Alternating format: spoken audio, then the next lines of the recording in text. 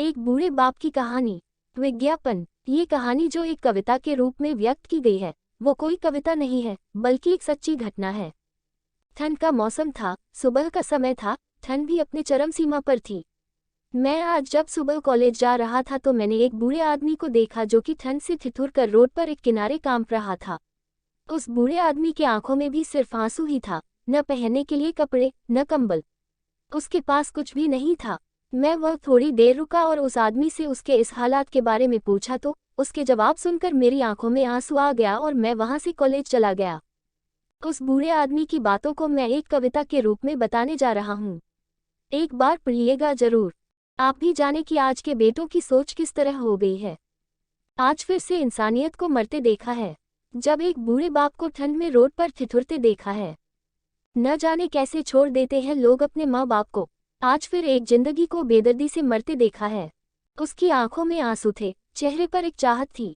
इतनी मुश्किल में भी उसके चेहरे पर एक छोटी सी मुस्कुराहट थी। बहुत बुरा लग रहा था मुझे, न जाने क्यों मन में एक बेचैनी थी। मेरे पास कुछ भी न था देने को, लेकिन फिर भी उसको कुछ भेंट देनी थी। आखिरकार मैंने उससे पूछ ही लिया, बाबा तू यहाँ इतनी ठंड में क्यों लेटा है, अपने घर क्यों नहीं जाता। उसके आंखों में आंसू आ गए, प्यार की झलक भी दिख रही थी। वह बोला, बेटा तेरे जैसे ही मेरा भी एक बेटा है, जिसको मैंने पलकों पर बिठाया था।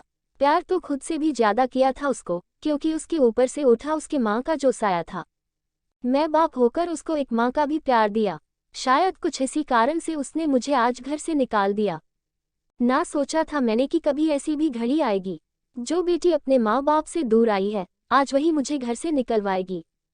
मैंने बेटे को बहुत समझाया, अपने किए हर प्यार को बताया था, पर बेटे के मन में जैसे एक अंधकार सा छाया था। वो भी अपनी पत्नी की बातों में आकर अपने बाप पर जुल्झाया है। जिस बाप ने बेटे के लिए अपनी सारी खुशियां त्याग दी, आज वो जैसे हुआ कोई पराया है। बस इतनी सी कहानी है मेरी।